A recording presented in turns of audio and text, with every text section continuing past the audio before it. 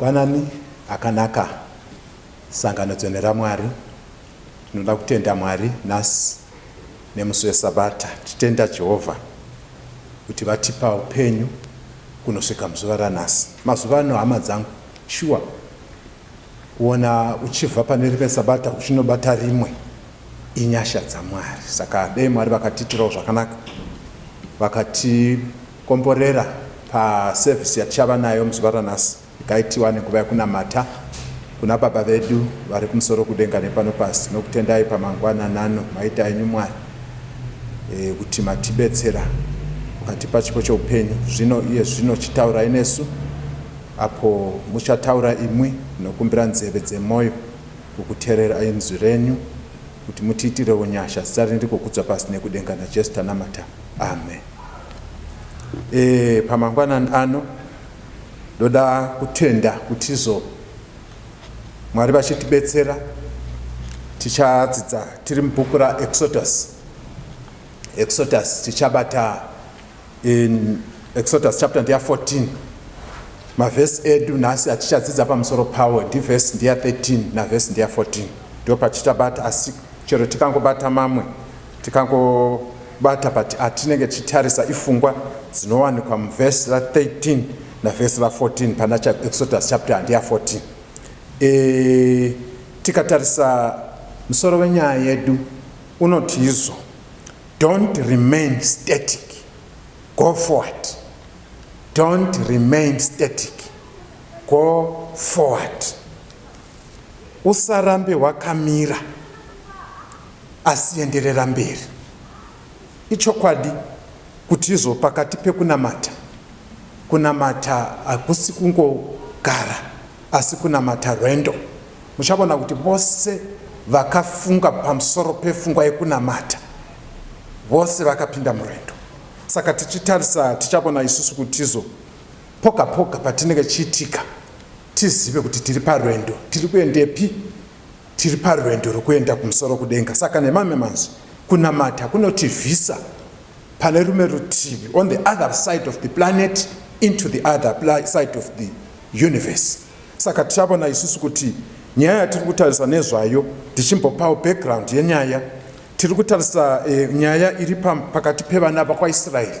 Tinoziva tose kuti vakabva munyika yeIjipita kuti vaende kuKenani. Mwari vada kuti vavaponese. Tinoona kuti God had to work miracles. Pakakwisana naFaro zvakawanda, Faro achiresista. Tinoiziva nyaya kuti one time Faro uri kuvhunza kuti who is this God that I can listen to? Ndiani Mwari wenyu ndinogona kuteerera?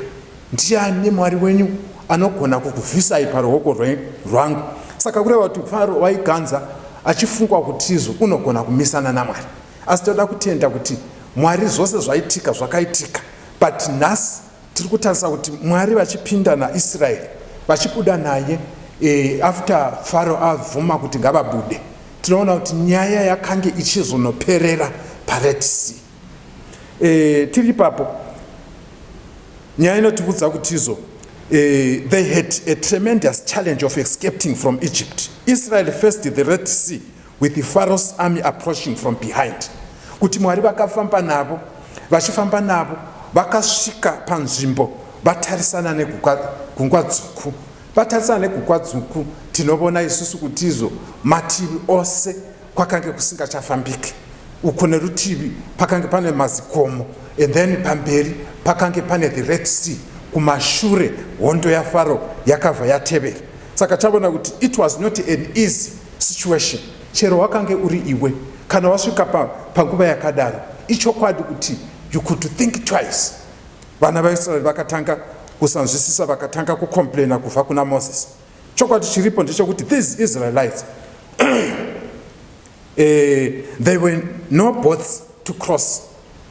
Havana kana mabhoti avakange vainawo. Zvino chimwe chifuti, the Israelites vakange vari vanhu vakawandisa, over 2 million people they were supposed to cross, but vavasina boat, vavasina nyaya yekuyambutsa, vavasina the experience of any warfare. Tichatoona kuti these were the obstacles dzavakasangana nawo. They were not even fought any war vakange vari nhapwa zazo the servants vakange vachigara kuEgypt, but panguva ino nyaya yacho yaisina kumirawo zvakanaka kuti vaende mberi havana boat to cross, kuti vadzokere shure vagwisane nehondo yaFarao. They were not experienced in war. Ichokwadi kuti their situation was dicing situation.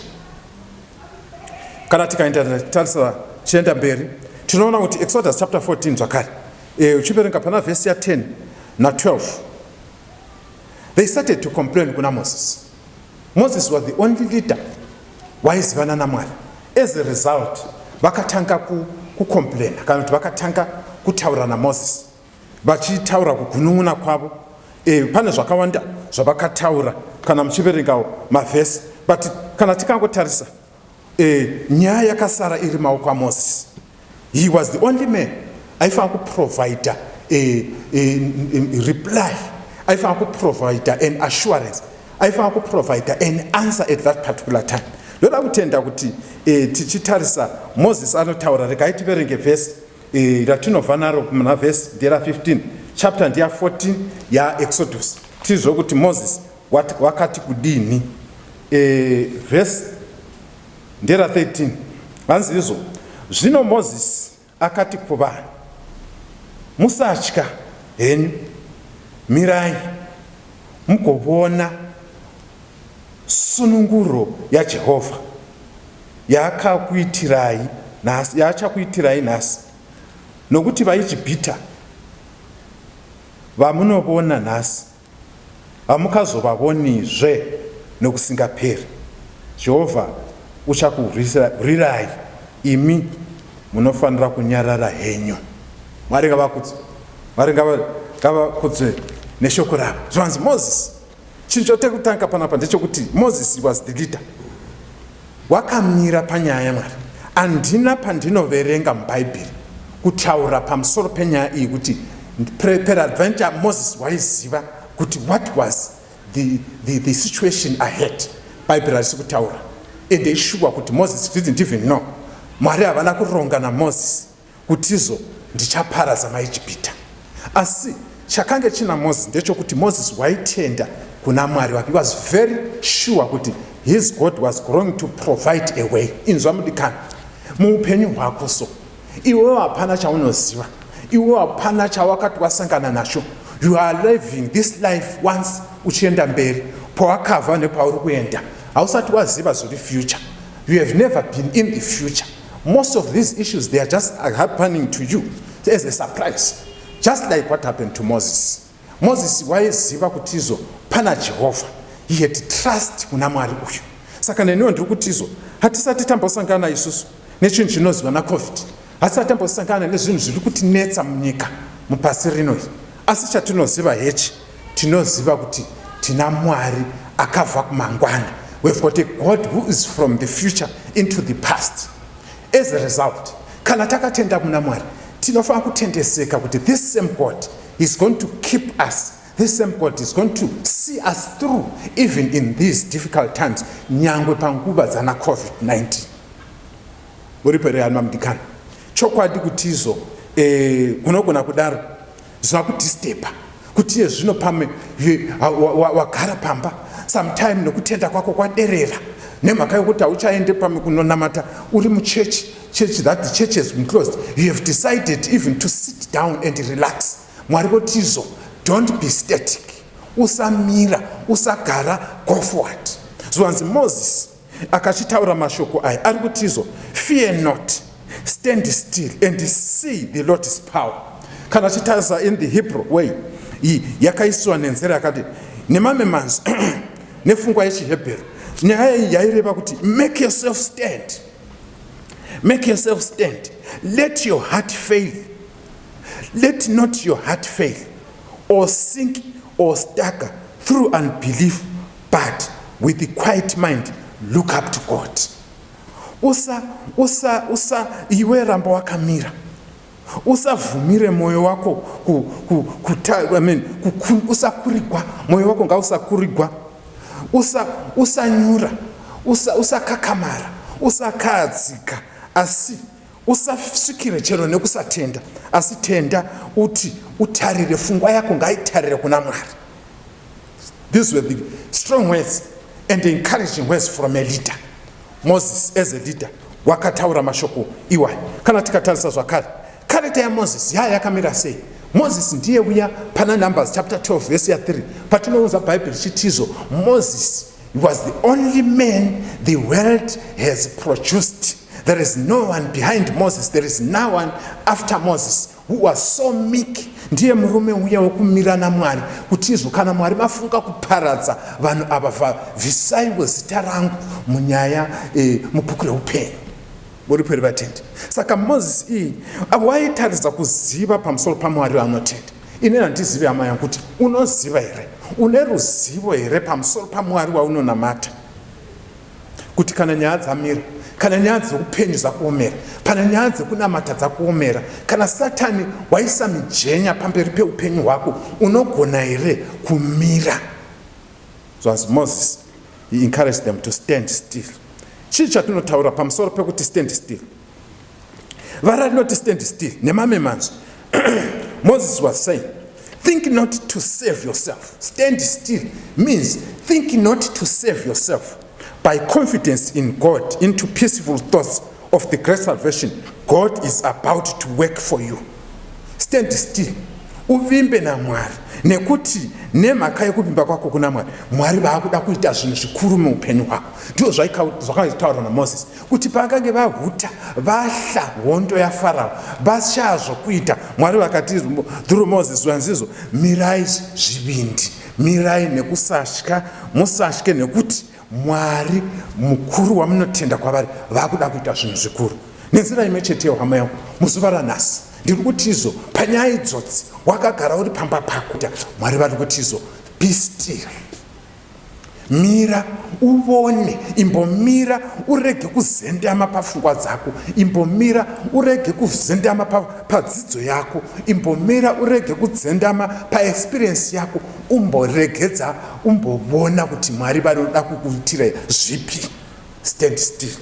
Zvanzi Moses wataura mashoko iwayo. Uri kuenderera mberi achitizo, if God brings his people into straits, he will find a way to bring them out. Kana Mwari vakaregedza vanhu vavo vachipinda munyatwa, vachipinda mumatambudziko, machallenges, vane nzira yavanoda kubuda nayo. Nenzira imwe cheteyo. Usafunge kuti vana kovhucha, usatopedzera pfungwa dzako pachinhu ichi zvinonetsa zvenyika. Zvine Mwari vane zhira yavanogona kukubudisa nayo. Tiri kurova kuti zvizhinji zveupenyu zvinogona kudaro zvichitinetsa, zvichigona kukumanikidza. Satani unogona kuisa pakona wokuita kuti kana panapa pasina nzira yekubuda napo kunze kwokuti uite give in. Ndiri kuti izvo mangwanani nenzira imwe chete yakaitwa naMoses, be still, mira, simba, tsunga moyo, usadzokera shure. Haisi nguva yakudzokera shure. Brethren, let's not worry much about this pandemic. It will come to pass. Let there be nothing that can stop our faith.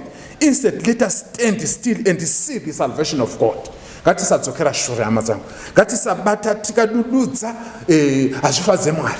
Ngatimirira nekuti Mwari watinonamata havafaniri kuti timire. Don't be static. Nemamwe manzi Moses Mwari vakati kuna Moses, they must not remain motionless but move forward. Kana ukaperenga pana verse ya 15 pa same chapter, Mwari vatizo kuna Moses, vana vaIsraeri havafaniri kumira asi ngavaende mberi. Chokwadi chiripo ndechokuti the Red Sea yakazara kusina pekufamba napo, mativi ose pakamira mazikomo akanga asingagone kupindika. Mashure hondo yaFarao yakanga ichitwa. Asi mukatarisa hama yangu, Bhaibheri rinotaura kuti rutizo masikati Mwari vaituma kamira vana vaIsraeri negore, asi usiku vaisa shongwe yemoto.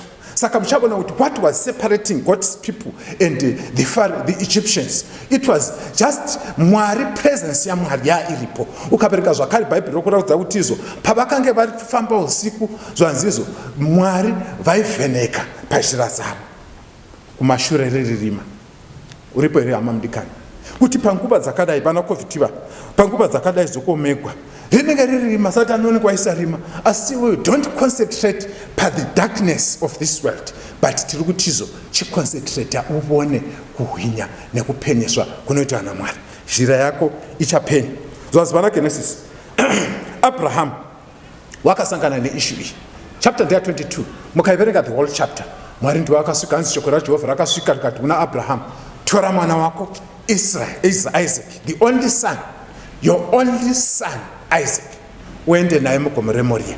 It was a dark situation. Abraham hana kuziva kuti wobata papi wosiyachi asi chikuru chakaitwa naAbraham he trusted his God. Saizvozvo akaziva kuti nyangwe Mwari uyu ndiyo vakandibudza kuti mwana uyu ndiye vachandikomborera akazadza nyika asi nemhaka kuti vataura ndichaita sekutaura kwavaita. Muri pere amamdikani tiri kuti izo pamangwananani nyaya dzose dzinoitika kuti izo the Christian life is not static.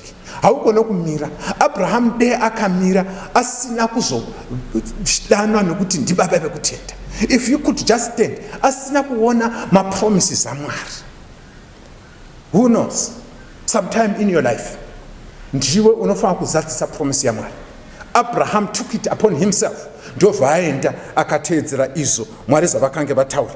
Tikaenda zvakare mubhuku raHebrews chapter 11 verse 13 to 12 inotaura panyaya imwe cheteyo yotaura kuti izvo vatendi those who had faith vakavona chipikiro chiri mberi uko vakachikwazisa nemamwe manzwi by faith they exercise the faith by faith vakatovona zvose izvo Mwari zvavakange vaita havana kusvikapo vakavata vari kuno asi zvivimbiso zvaJehovha vakazvibona. Tiri kuti izvo vana vaMwari usarase tariro panguva dzekupedzisira. There is still our God is there.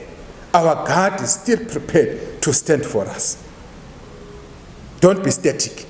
Usarambe wakamira ipapo. Move forward. Zvizi kutamza maeffort here nekuti kwavhakwa machechi asukwa vanhu vasuku attenda machechi akavhakwa waakugara pasi auchada kuenda kueffort waakugara pasi auchada kuenda kusmall group ndiani akakudza kuti ugare pasi. There is a small group unogona kunamata nemhuri yako unogona kuita because chakavhakwa mikova wechechi iwe pfungwa dzako hadzina kuvhakwa iwe kutenda kwako hakuna kuvhakwa saka tiri kuti move on go forward nevhangeri nekuti vhangeri rakataura kuti go ye therefore.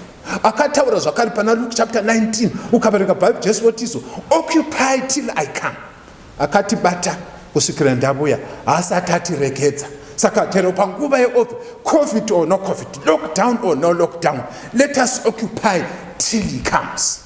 Hatimiri, hakuna nguva yekumira, hatina nguva yekudududza, hakuna chero chatinohla. There is nothing. I am not saying muchigwere checovid hachipo chiripo. We are getting into basa raMwari zvakadaro nekuti tina Mwari watinotenda mari. Kana muchida kuona zvaitika nyika yaita malockdown asi vanhu vanomove from whichever place ukataza mota dziri kufamba vose anyone is doing business. Nyika yakavona kuti yes lockdown iripo but we cannot stand tosiya mabusiness edu anonyura. Saka kana vachiona kuti mabusiness avo anonyura vari kuramba vachiita zvinhu zvavo. Saka nevana vaMwari churches are locked, it's okay.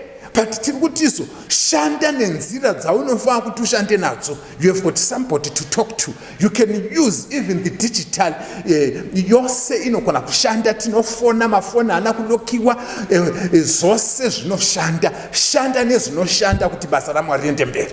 Do not be static. Usarambe wakamira. Move on, go forward.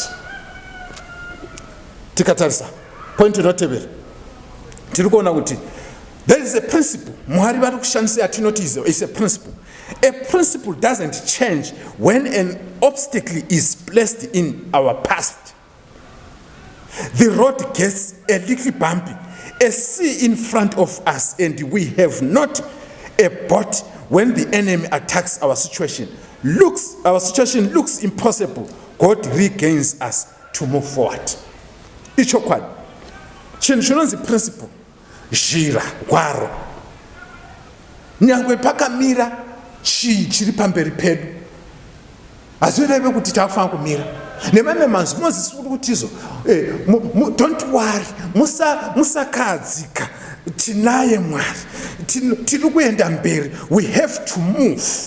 How do we move? We must have, number one, we must have confidence in God. Exodus chapter 14 verse 13 to 14.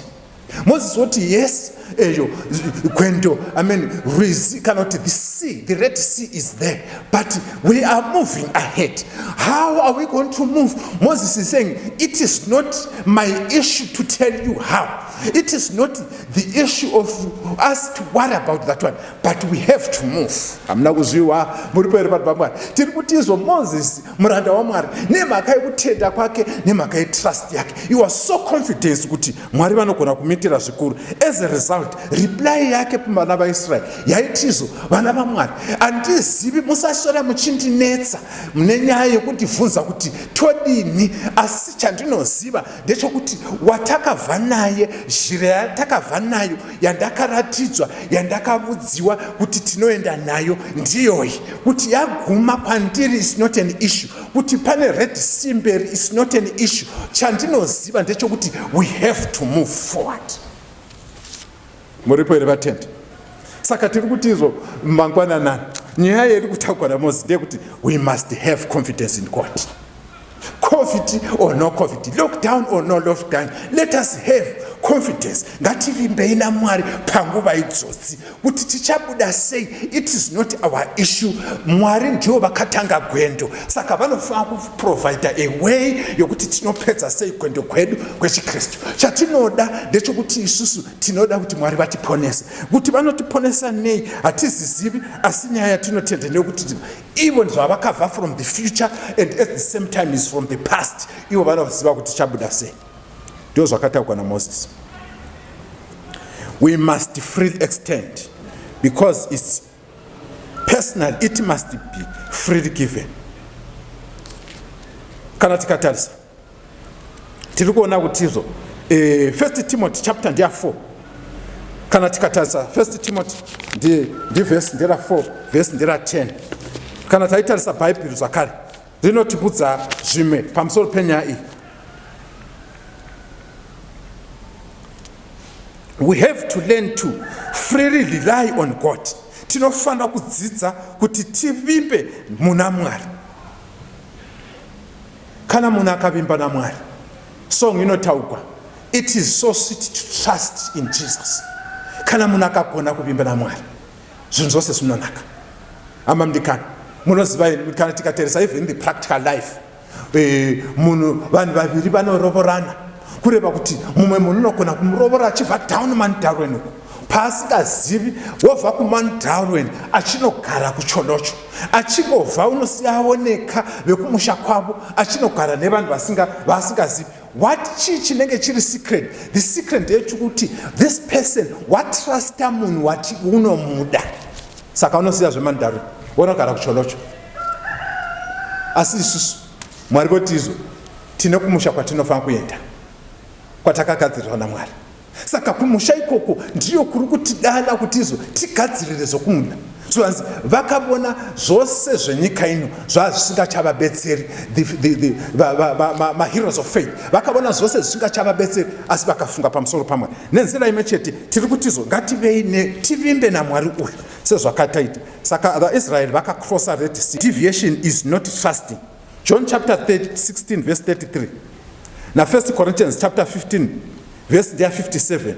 It is only, the victory is only through Christ. Tinokunda badzi na Kristu. Saka tinofanira kutizo timire nekusimba kuna Kristu. We must firmly express, we must be freely firmly be expressed pamusoro penyaya iyi. Zvichireva kutizo trust and reliance is not a loosely applied principle. Kuvimba nekutendeseka kuna Mwari hazvifaniri kungobatiwa zvinyekenyeke, chinhu chokubatisisa nesimba. Saka zvinoreva kuti for Israel Moses wakaziva secret yokuti izo panapa tinofanira kuvimba naMwari, panapa handichafanira kuudza pakudududza. I am surprised mazuvano tine leaders who cannot even stand. tichitaura kudaiso, there are some even South Africans who are even scared kunoita chero kuita mchero neminamato mudzimba dzavo vachiita COVID. Asi mangwana ni vanomukira kumabasa vachimhanya, mangwana vanomukira mukuchika kwavo, asi kana dzauya panyanza kuti vazonamata vanohla chikonzero. They are not faithful kuna Mwari wavo. In other words, they are loosely applying principle ya Mwari. Saka shoko rotizo, we must not loosely apply this principle. Mwari vanoda kuti timire takasimba vanhu vaMwari. Bhuku raMalaki 3 verse 10. When we rely full onto God, we are proving God. Saka nemamwe manzo kana tikamira takasimbira muna Mwari, tiri kuedza Mwari kuti tivone kuti shuwa Mwari vanogona kutiitira here. Nyamunoziva Mwari vanoti kuna Maraki, ndiedzei mubone. Saka Moses wakataura mashoko ekutizo, be still, stand still. MaIsrael, MaEgypt ava mavona nhasi hamuchazovaonezve. Ndataura kutanga ndikatizo, hakuna chatinokuziva kuti Moses wakambotaurirana naMwari. Chaaiziva ndechokuti vanhu ava vatevera ava vanonzi MaEgypt havaziva, havasati vambobona Mwari kuti unoita sei. Moses had no clue as to how they were going to cross the Red Sea, but God knew. Saka tiri kutizo panyaya dzeupenyu hama yangu pakwendo kwechikristu haugone kuziva kuti tsoro yacho ichamira sei. Sometimes unosvika pamame masituations togona kutaura matestimonies nemaexperiences atakambosangana nawo muupenyu kuti sometime unogona kushaya kuti remangwana rinenge rakamira sei, but Mwari vedu vanoziva. Saka mira, tsunga moyo, batirira, don't be steady, move on. Kusave nechinhu chinokumisa, move on. Zvanzizo panapa tichitarisa Bible rataura izvo the practical experience. Pfungwa iri kutevera ndeyekuti izvo Moses told the people to fear not. Wakapaudza kuti musahle. He told the people to fear not. Musahle. Let not our anxieties and restlessness hinder the work of God. Tisavumira kusagadzikana kana kushushikana kwedu kuti izvo kutimise nekuti tivone izvo Mwari zvavanogona kutiitira. Moses wakabudza vanhu kuti izvo ngavamire vatsunge moyo vavone. Soon after that, yamunoziva zvanzi Moses vabudza vanhu kudaro, Mwari havana kutaura kumira, vakaenderera mberi. Mukaverenga pana vhesi ya15, ikaiti iverenge vhesi ya15 pana Exodus ipo paya, vhesi ndera 15 inoti izvo, zvino Jehovha akati kuna Moses, unodanidzireiko kwandiri? Udza vana vaIsraeri kuti vapfuurire mberi. Haleluya. Zvanzi Mwari ndobva vati Moses, go forward, udza vana vaIsraeri kuti ngavaende mberi. Chero newe uri leader uchinzi enda mberi. Nyaya yekuenda mberi vanhu vaMwari, Mwari vatinonamata kana vati enda mberi, enda mberi. Ukaenda pana chapter ra Joshua, ukaenda pana bhuku raJoshua unogona kusangana futi nepfungwa iyoyo. Mwari vachibudza the Israelites kuti izvo they were supposed to go vachipinda muJorodhani. Saka tikatarisa isusu tiri kuona isusu kuti izvo Mwari nenzira imwe cheteyo vakazoishandisa hayo mberi, but pekutanga takabona isusu kuti izvo pana Joshua wakazoudzwa kuti izvo ngavaende mberi. Tell the varume maprista kuti ngavafambe, let them walk. Zvanzi kwavakaenda mberi vachitsika mvura, zvanzi Jorodhani rakazaruka. Saka Mwari votizo nzira iyo yavakashandisa kuna Moses zvanzizo vaudze vaende mberi. Mwari vaiziva kuti izvo zhira iri mberi, vaiziva kuti izvo ivo ndivo vachakwanisa kuti vayambuke nekuti aiziva zhira ndiMwari. None of the Israelites knew about the way, even Moses angashingazivi. Saka Mwari vakatizo endai mberi, go forward, obedience follows confidence. Go forward. Saka kuterera kunotevera eyo kuzvimisira. Kuterera kunotevedzera kuzvimisira. Saka vanhu ava dai vasina kuterera, just like if Abraham did not obey God, he was not going to see that ship which was provided by God. Saka tiri kutizo kuteerera kunobetsera vanhu pamwana. For Israel, the command to go forward movement, walk right into the sea. Kana tikatarira nyaya yekuti endererai mberi kuna vaIsraeri yaireva kuti walk right into the sea. Muri peri vanhu vamwari. Shoko rinotizvo Moses achivabudza kuti endererai mberi. Mwari vachitizo udza vanhu vaenderere mberi. Vaireva kuti mberi yacho pindai munyanza. Pindai munyanza. Nyaya yenyu handigone kuiteerera, ndati pindai munyanza. Kana Israel waisanga pinde munyanza akaresista kupinda muRed Sea, zvaireva kuti waiparara maoko emaJupita. Saka vanhu vamwari nenzira imwe chetewo shoko raMwari rutizo panguva dzakadai dzana lockdown, shoko raMwari ruti go ye therefore, endai muparidze evangeli. Havamiri, and God is not going to come and apologize kuti nemhaka yekuti kwavana naCovid imbomirai. Harisi kumira. The command is still imperative. Go forward. Saka iwe kana ukafunga kuti unogara kuti COVID ichapera, COVID can go for years, but shoko raMwari harimiri nemhaka yekuti kufamba kweshoko raMwari ndio zviri kuunza kuuya kwaJesu. Saka ndiri kuti hama mudikani, usamira. Haisiri nguva yekumira. Do not be static. Move forward. Go forward. Kuna Israel vakanzi this was a clear word. It was an imperative word. Yaisatsvaga kunegotiate, but yakatizo walk straight into the sea. Pindai mvura. Moses nevana vaIsraeri vakanzwisisa the lesson yatinodzidza panyaya. God doesn't want us to waver if we truly have confidence in God. Let it be so. Joshua chapter 3 verse 15. Mwari avadi kutizo vatipe nguva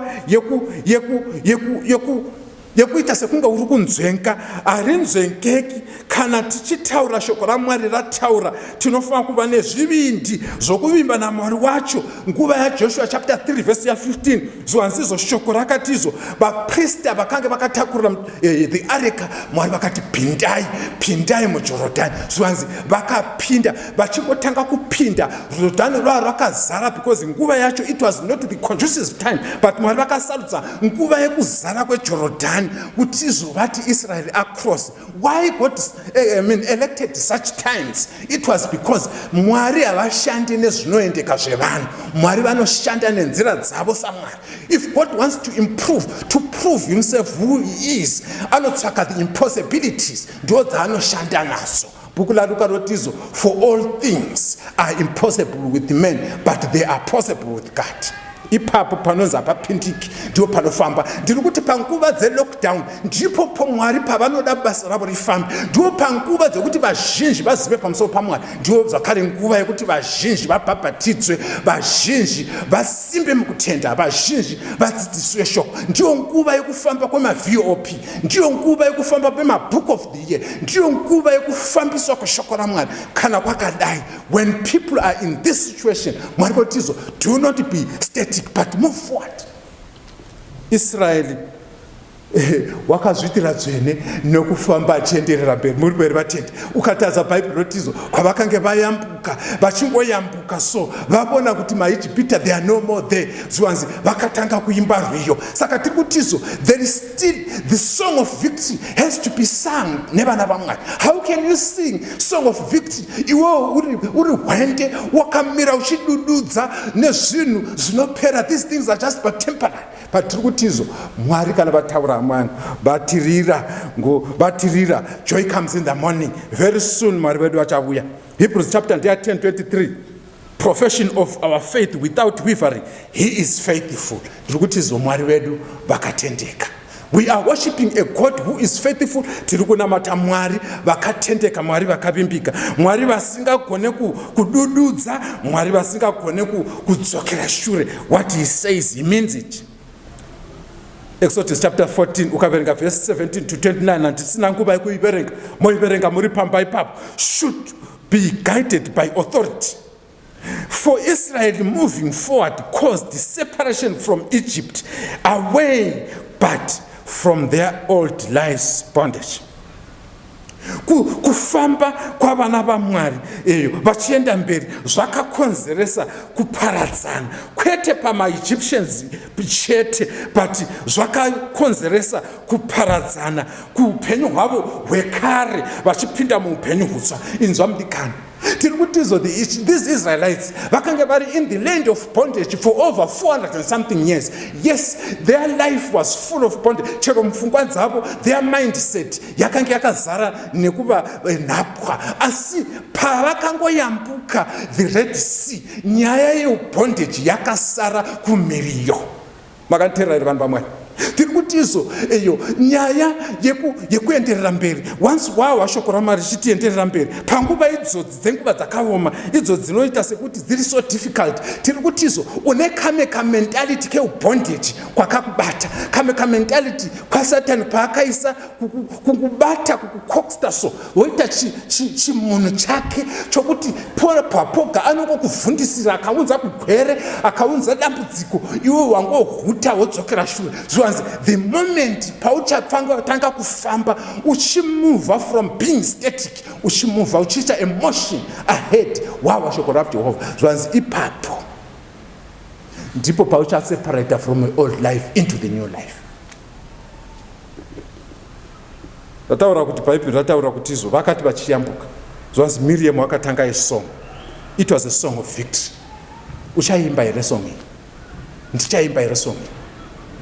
Tinofanira kukurira, kukunda nekukurira. Chakanaka muhondo iyi, hondo iyi haizi yedu. Hondo iyi, it has been fought and won naKristu Jesu. Isusu chatiri kuita kungofamba matsiko ake. Kanawo zvarema, iye ndiye unotitakura.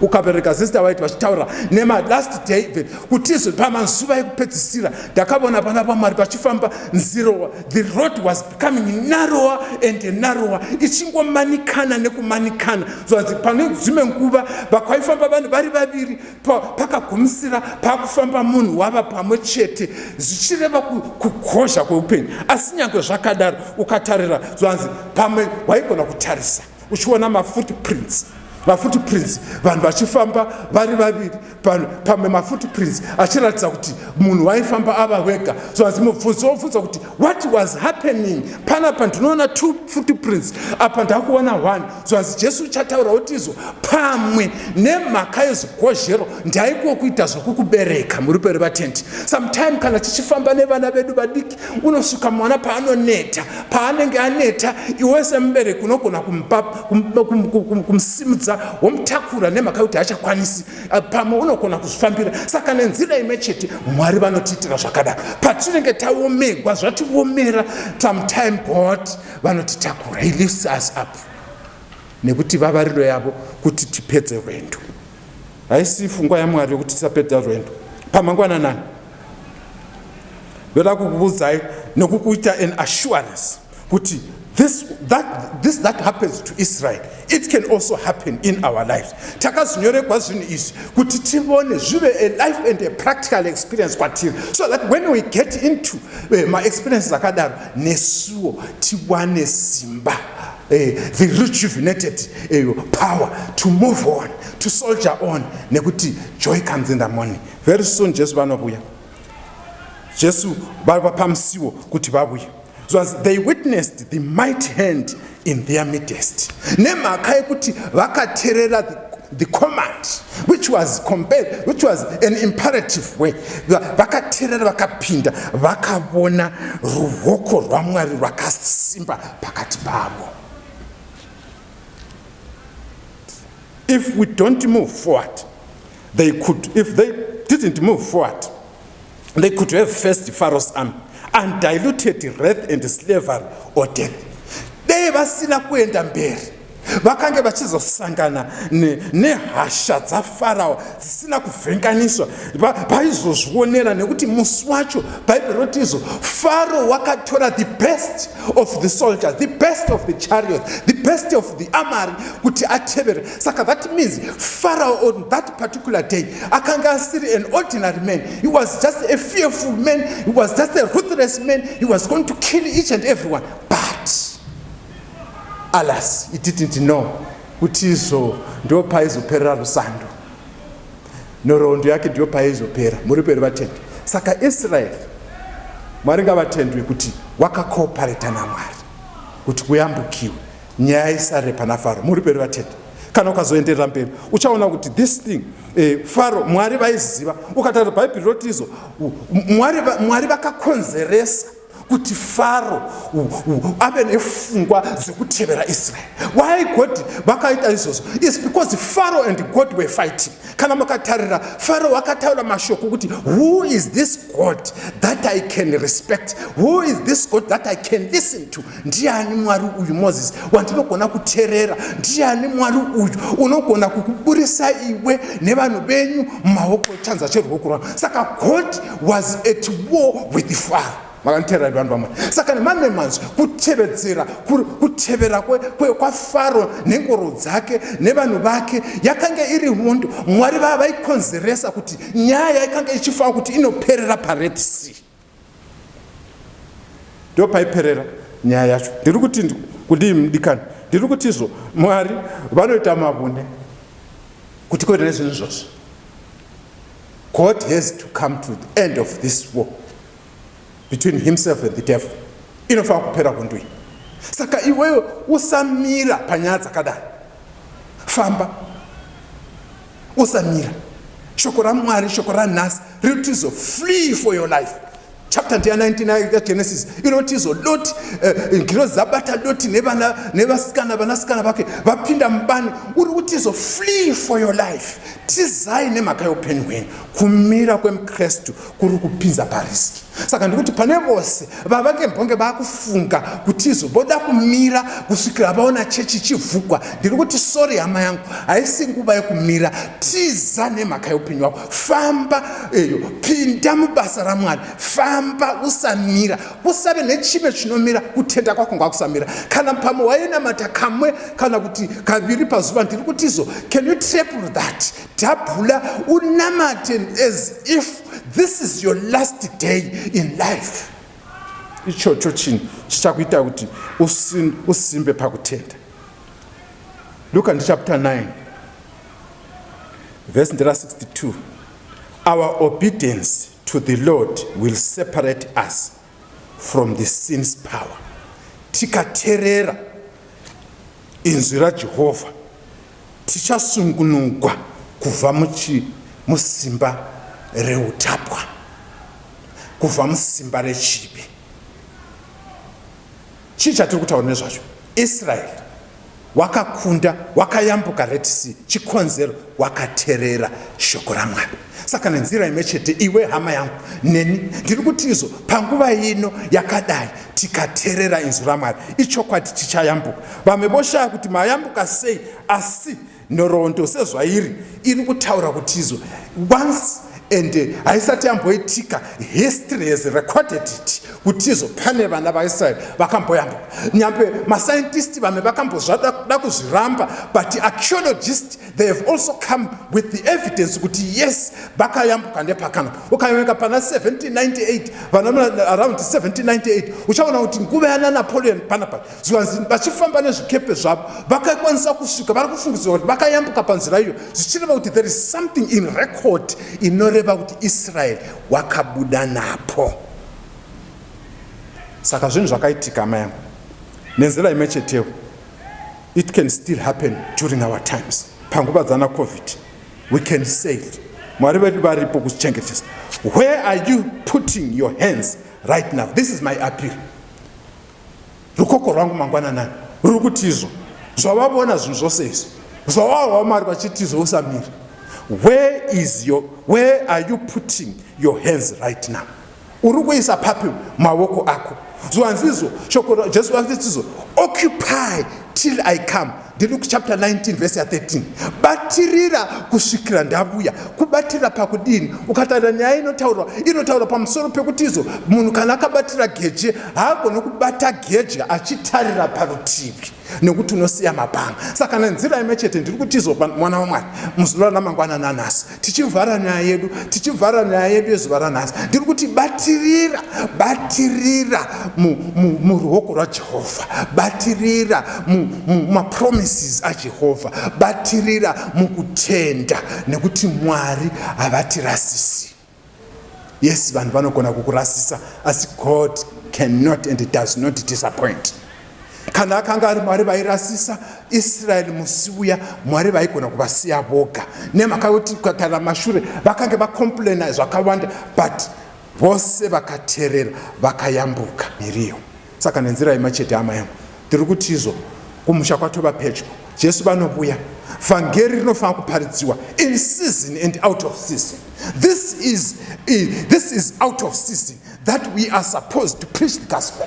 This is out of season that the gospel has to go. Panyaya dzekuti zvinhu hazvina kumira zvakanaka, panguva dzakadai kuti zvinhu hazvina kutimirira, tiri restricted pamema issues okuti tinamate, it is out of season. We have to preach the gospel without any fear. We have to preach the gospel tisina chatinohla, tisina chatinokadzika, asi tichiziva tine confidence kuna Mwari wedu.